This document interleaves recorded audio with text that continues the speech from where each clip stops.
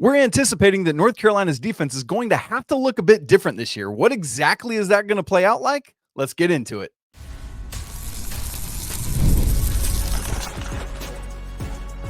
You are Locked On Tar Heels, your daily podcast on the UNC Tar Heels. Part of the Locked On Podcast Network, your team every day.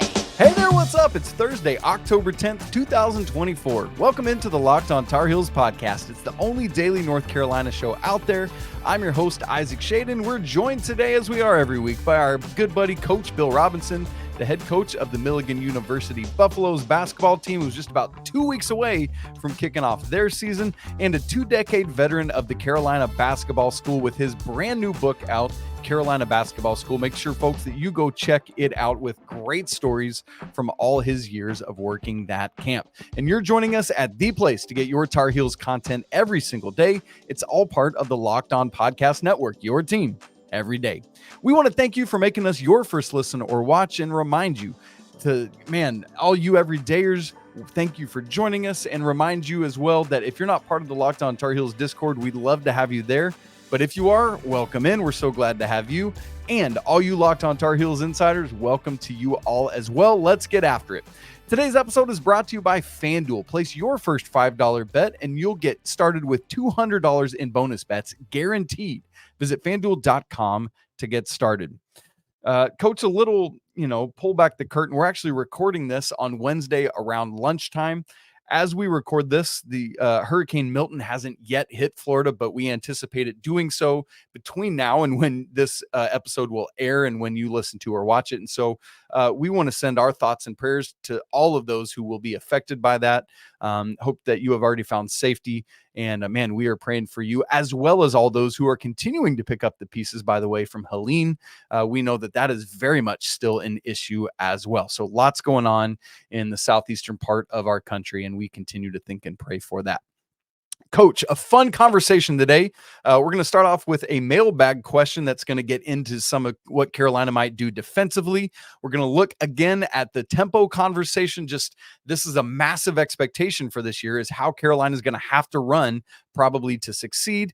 And then on Tuesday, the NCAA announced that they are making another adjustment to the transfer portal. And boy, do we have thoughts about that. In fact, Coach, you told me just before we started recording, hey, I've got thoughts on today. And I'm excited to hear exactly what that means and what that's going to entail. So let's get right into it with the defensive conversation. And Coach, this question comes from one of my favorite usernames on our Discord, Let Jwash Cook. And Let Jwash Cook says this: I'm wondering how to scheme defense with our smallish, ultra-athletic lineup. True to my screen name, I don't believe Jwash to be the defensive doormat that some fans do. However, I am willing to admit that he probably will not be as good as Mondo on the defensive end, and no one is going to have an easy time guarding power centers like Cliff and Lampkin. That's referencing Cliff Omori at Alabama and Eddie Lampkin, who's now at Syracuse. As such, how do we take advantage of our team quickness and athleticism to help down low without leaving anyone wide open? Coach, this is I think a very insightful question and a very helpful one for helping us unpack in more specific detail than we have yet what some of these defensive principles and adjustments might need to be this season. I know you said you got thoughts. Just like he wants Jwash to cook, I'm going to let you cook. Go. It's complicated. Obviously, if you have a mismatch in the post, it's hard to help there and not give up open shots somewhere else. But there are some things you can do. And one of the things we like to do is just fronting the post. Fronting the post, you have to put pressure on the ball. So it's just like a quarterback in basketball or football. If you don't pressure the quarterback, it's easy to make those passes. So you pressure the ball, you front, and you have help side. And that's the simple answer. The more complicated answer is a concept that we use called SCRAM, where if you have a smaller guard front, when that ball is thrown over the top, as the ball is going in the air, the help side comes and takes that offensive player. The defender fronting just goes and drops backside as the ball's in the air. So there's no double team there. There's no chance for that guy to catch it and dump to the open guy because that defender's rotating while the ball's in the air. And you want to take whoever's on that opposite side, the bigger of the two is the one who rotates. So it's not like you're going to have Elliot come over and take the defender as RJ goes the other way. So those are the type of concepts I think you have to be a little bit more creative. Another thing we'll do is switch, but not switch all 5 spots. We may switch 1 through 4. We actually call that outlaw. And the reason we call it outlaw is because the 4 switch and the 5 doesn't. 4-5. Bo Outlaw, who played in the NBA for a long time, was number 45. And I know that Nice. that's how my mind worked. And I explain to my guys that way, and we talk about Bo Outlaw. Who talks about Bo Outlaw anymore? But that's how we're going to go 1 through 4. We'll switch everything, not just switch, but switch and deny. And that's more into our next conversation about tempo, but trying to get into passing lanes, trying to cause havoc, but then allow Jay Wash or whoever's playing that 5 spot to be able to stay home, and just either soft hedge or whatever your defensive ball screen concept is at that time. And it can be switchable. I think you'll see some downing into icing it of ball screens too, and allowing those bigs, to just kind of sit and help, and just not letting people get to the middle of the floor, not letting the ball screen even get to happen, and funneling down towards the corner to the baseline side. So those are some of the concepts I think you'll see. I think we'll see some zone. Again, I have not talked to anybody about this. I have not, I've had not tried to get any inside information. I have not been to practice. Kind of busy with my own right now, but I do think we're going to see a lot of different concepts because you're always constantly changing depending on what your personnel is, offensively and defensively. So several things that run through my mind as you're talking through all that, Coach, that I want to talk more about. We saw Carolina do more of the switching last year, sometimes 1 through 4, occasionally 1 through 5, but more often 1 through 4. Do you think that, with all the good that Armando brought and his step up defensively last year, with the greater athleticism and foot speed that we anticipate at the 5, whether it's Jay Wash or Jay Withers or Van Allen Lubin, and any of these guys who we expect to be able to move a little more nimbly, do you think any of those guys, at times, I don't want to say you can do it all the time because you're just not going to be able to, but will some of those guys at times be able to be switchable 1 through 5? Yes, definitely. And another concept is to switch 1 through 5 and double the post, so that everybody knows we're going to switch everything. We're going to get in the passing lanes. We're going to cause havoc. And every time the ball goes to the post, we're going to, whether it's the blocker, whether it's high opposite wing coming down the double. But that's another way to and even just a philosophy wise, to change defenses, to give an offense a different look. That can cause some real problems. Ball goes in, you double it. Any of the ball side defenders just completely deny. Make the only pass available as something to go far on the opposite corner where you have an athletic wing for a piece or knock it out of bounds. But those are the tips, those steals, those that change the tempo, because steals that lead to dunks at the other end. But I think that's not just switching all 5. I think they'd have to have some kind of trapping the post or somehow scramming the post or something different to keep the ball just from going in there and just letting somebody just work. And you mentioned that scram again. That was the next thing I wanted to go back to. What is the hopeful outcome of that defensive movement? Are you hoping that the help side coming over can maybe sometimes grab that entry pass out of the air? Is it just some of the confusion, or is it like, hey, there are multiple possibilities that could be a good positive outcome for us defensively with scram? Like, what are some of your hopes for the result of that defense? If it's a typical just fronting the post, we want that opposite guy not to let that lob get in. So they volleyball spike it out of bounds, they tip it. We're just not going to let it arrive. In scram, it's more of we're going to allow the pass to come in, but we're going to switch a bigger defender to the back and rotate that smaller defender to the backside. Some offensive guys will see it and see or feel the double coming behind, will catch and just throw it. And that guard rotating back can get a steal, get a tip, get a piece, deflection, something. But it's not so much trying to deny that pass. We're just trying to improve our matchup out of scram. I like it. And as you said, what I love is seeing offenses just get flustered at times and make maybe that assumed pass that might lead to a steal and run out, or, that might be able to tip out of bounds and reset. I don't remember if you directly said, but the idea of no middles as a possibility for Carolina, of like, hey, if we're thinking we might have some issues with rim protection, which maybe not, Jay Wash has got good timing. He's got good length. We'll see what happens there. And I think even at the 3 or the 4, Drake Powell with his length will be able to do some of that positionally. And so I don't want to just assume that we're not going to be able to protect the rim, but I think there do have to be wrinkles to help make sure that happens. Is that an accurate way to look at that?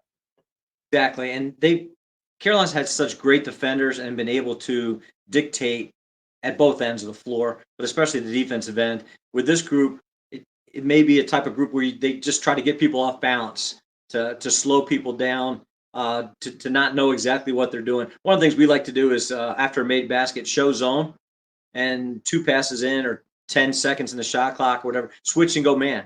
And that's where we switch and all 5 spots and double the post. And then all of a sudden, it's 8 seconds on the shot clock. Somebody else shot clock's, low or whatever their call is for that. And you end up taking a bad shot just because you just made it confusing.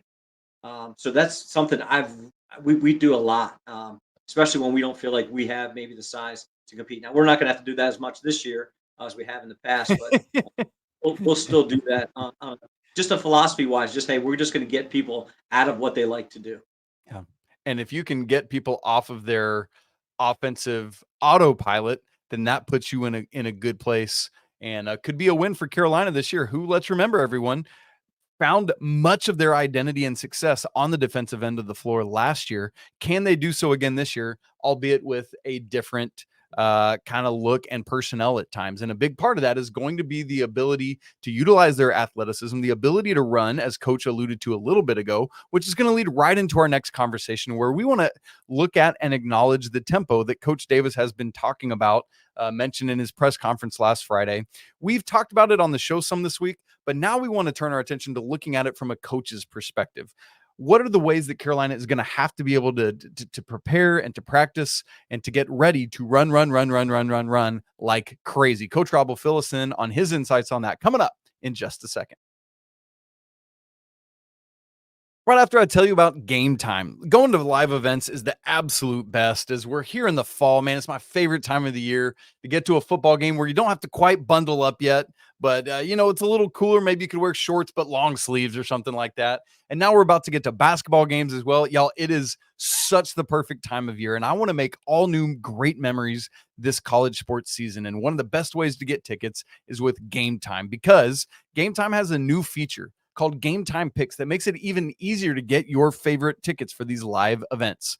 What Game Time Picks does is filters out the fluff to show you only the very best deals on great seats, so that you don't got to waste your time wading through all the other stuff.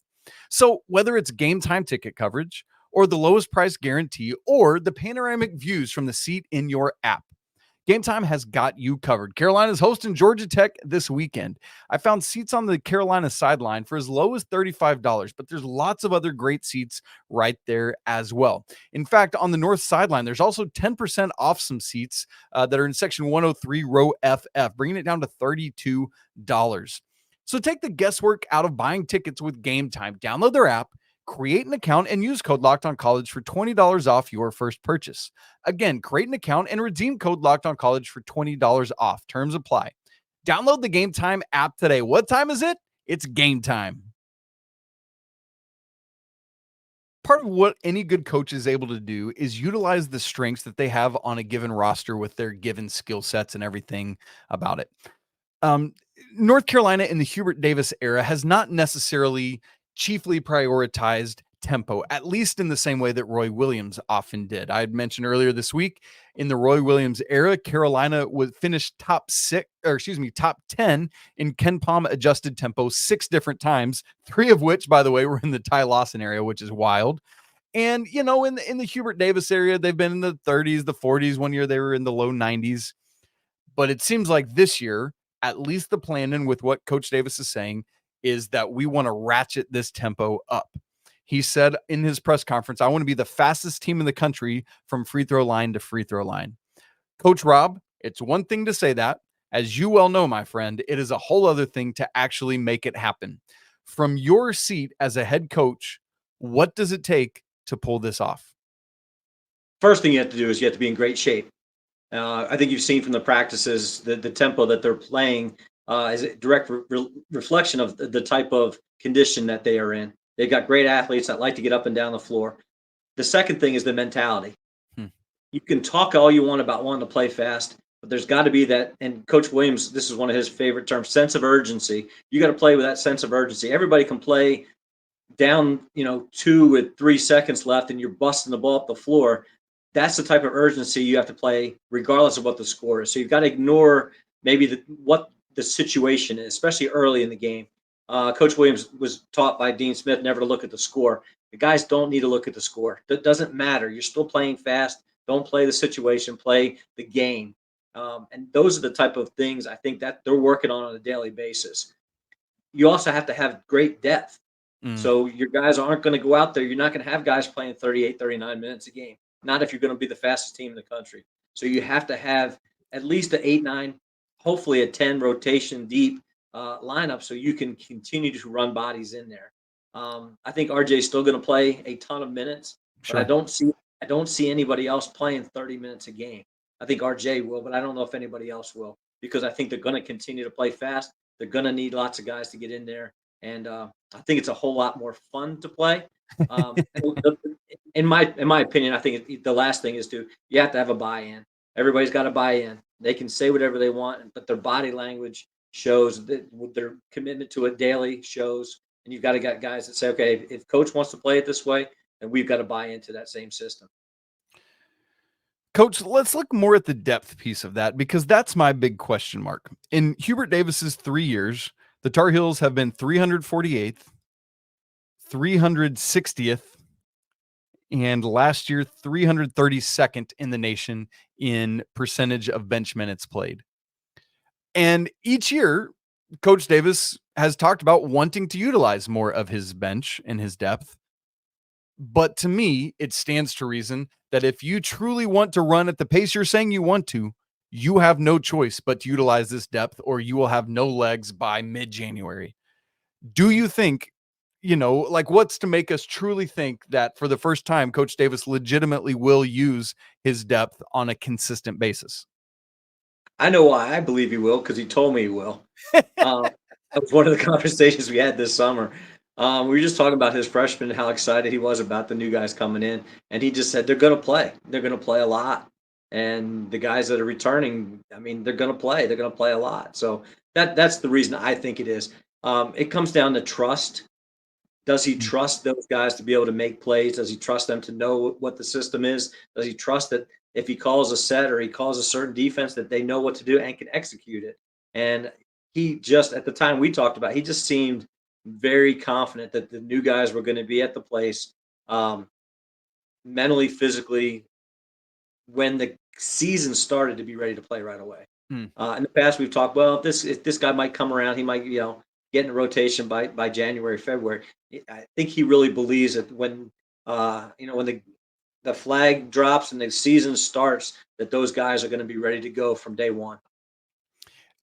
And I think part of it is like with the front court rotation, for example, we've not seen guys play a ton of minutes outside of Armando Bacot, but now it feels like you've almost got to take the aggregate of what you've got, like a good 10 to 15 minutes of Van Allen Lubin, maybe 20 from Jalen Washington, maybe 15 to 20 from Jay Wither, or whatever all this, what is Ty Claude's role going to be? And it feels like you almost want to rotate that to get a lot of the best of what they each have to offer. And some of that also is going to depend on the personnel of who you're playing at the four. Are you going more with a Cade Tyson or a Drake Powell, or are you utilizing one of those big guys in more of a traditional four sort of way? I would imagine, Coach, if tempo is truly a thing, that you want more of that Tyson Powell kind of player at the four. Am I thinking logically there? No, I think you are. And I think it's going to be a game-to-game situation. Depending on who you're playing, depends on who may be getting more minutes on a given night, or who's having playing well and not really looking maybe philosophy-wise of size, but who's just playing so well you can't take them off the floor. but I think it is going to be scouting report. I think it's going to depend on what the personnel is on the other side. And I think that's maybe a change too from where Carolina's been in the past, where they say, well, this is who we are, stop us. I think it may be a little bit more chess match for him to be able to match up the way he wants to match up with people. But I do think the bigs, it's going to be not a revolving door, but I think it's going to change game to game. And I think it's going to be whoever's playing the best is going to, and that's the way it should be. It's just competitive in practice will make you much more competitive against your opponents. One last question on tempo.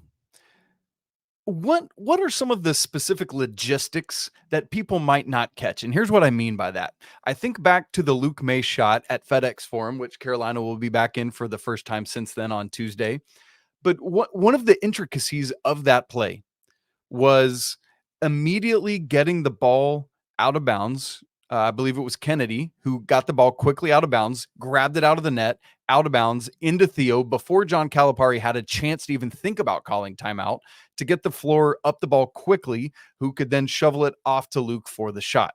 Just so those little things, like as soon as the ball's through the net, your job as the 5-man or whoever it is to grab the ball from the net. Don't let it hit the ground, get out of bounds, get it back in. Like what are some of those logistics that add up to not just we got to run fast, but that help enable that?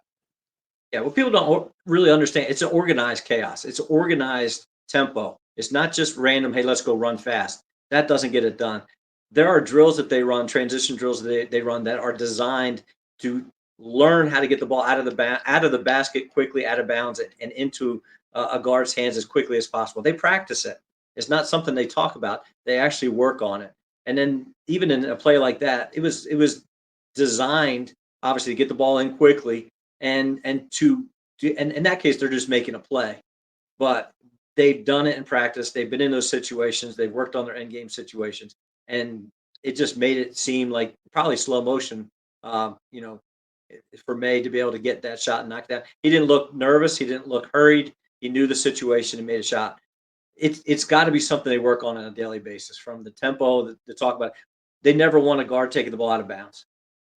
The 4 and 5s, that's their job. When the ball goes through the net, their job is to get the ball and get it out. They want their wings to sprint the floor. They want to be down in the corners when the point guard be able to catch, pitch ahead or pitch opposite or push with a dribble. But it's all organized. It's all planned, and it's all taught. And when you teach it in a certain way, it drills into them exactly how they want to play.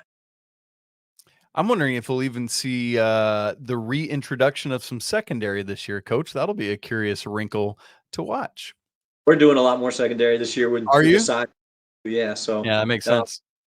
Started with secondaries for the first time probably in maybe 10 years.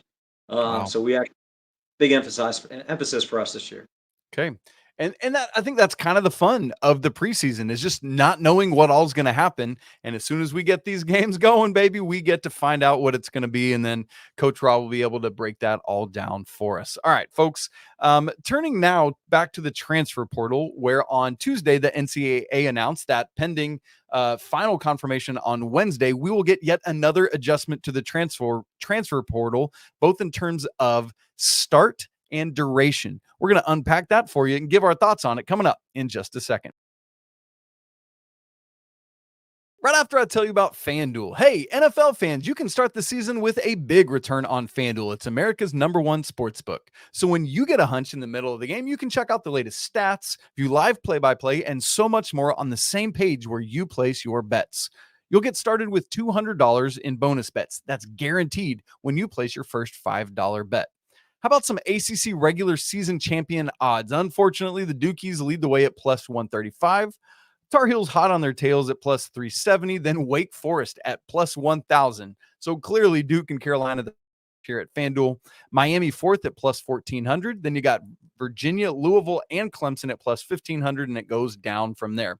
Or if you want to look ahead to Saturday's football game, Carolina underdogs to Georgia Tech at home by 5.5 points. Wow, that is pretty crazy. So if you want to get in on any of that action, maybe you think Carolina is going to find their way back on the football field and at least cover, if not win this thing outright, go get in on that action on FanDuel.com. It's America's #1 sportsbook. For the third season in a row, we're going to have an adjustment to the transfer portal this year. It's going to be both in terms of the duration of it and the start date. Thank goodness. So, Coach, let me give the logistics of it, and then we'll come out with our thoughts and takes on it. And this is straight from the NCAA, from their PR stuff. The length following the 2022-23 season was a full 60 days for basketball. Last season, it was cut down from 60 to 45. And then this season, Coach, it will be cut down from 45 to 30. The start date is the other thing. Each of the past two seasons, it has started the day after Selection Sunday, that Monday, as teams are starting to prepare for the NCAA tournament or the NIT, etc. This year, it has been shifted back 1 week till the Monday, the day after round 2 ends. So 1 week later, but still, essentially 2 weeks before the end of the season. And then maintaining, this makes a ton of sense. If there is a coaching change, a head coaching change to be specific, you will get a 30-day window to be able to transfer if you would like. Coach, I've got thoughts on this, but I want to toss the ball. Here's a little actual ball, not even proverbial, to you first. I think this shows that they're still trying to figure it out. They just don't really know what's going on, and they're using a year by year examples of trying. This is probably the one that makes the most sense. It's just fair to coaches to sit there for 2 months and not knowing who's in your program, who's leaving, who's coming. It just makes the summer impossible to really be able to build your team. So I think this may be the one that lasts a little bit longer. To wait till after the final game makes it even harder. But again, I think it's still a work in progress. I think they're still going to have to try to figure it out. Curious to see what you think. Yeah, and that's the difference is like, I'm so grateful for that coaching perspective of like, I got to get this going, right? And I need to figure it out. But Coach, what I've always struggled with is the whole like, all right, here's Coach Bill Robinson preparing between Selection Sunday and the first round for who did Carolina play in the first round last year? What was that team? I can't think of it. Anyway, that's going to come. Wagner. There it is.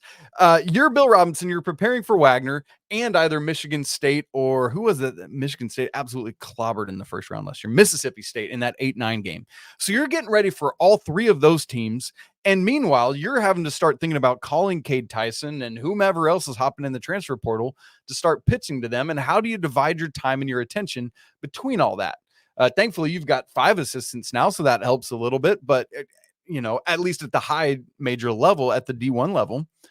But it seems like there's this weird give and take of everything you just said of like, I got to start figuring this out. But also, I don't want to be handicapped with my current season where we have a chance to win a national championship. And so that for me is the dilemma on your behalf. And then I'll talk more after that. But what's your response to that balance? I think that's why the staffing is so important. You almost have to just dedicate one person and say, hey, you're not worried about what we're doing right now. You've got to be thinking next year. So you're in charge of this whole concept. Don't worry about practice. Don't worry about, scouting reports. You're just worried about this whole thing. And now that they have that extra person or two, it's definitely going to be big. The whole day, the days of having your staff or you're having your team together all summer is gone now too. Because you're still adding pieces along the way, like Carolina had this year. They took their team trip without their whole team now. With Ty Claude, right? Wasn't part of it yet. Yeah. And I think that does hurt team chemistry. That hurts your overall culture.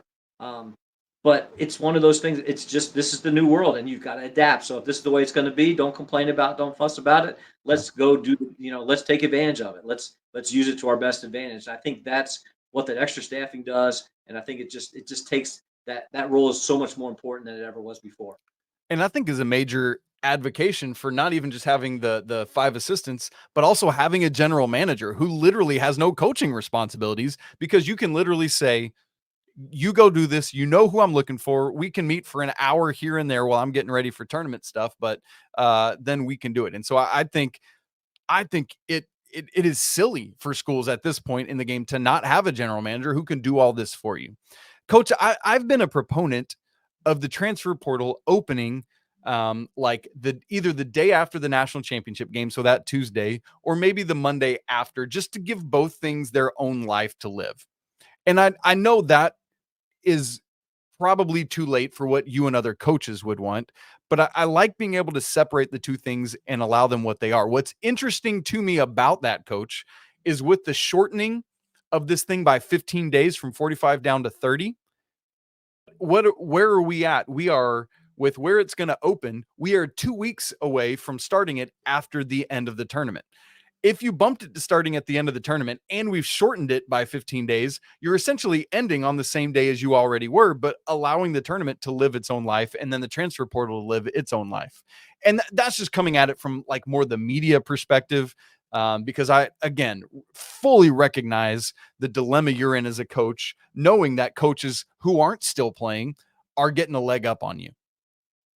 No, definitely. And it's so much now where coaches have to be thinking chess, nut checkers, 2 or 3 steps ahead. You've got to be able to be having your intel of exactly what direction you want to go, what pieces you think you might lose, what you're going to add, what position-wise, or even being very specific with each individual that you're really, really going to pursue.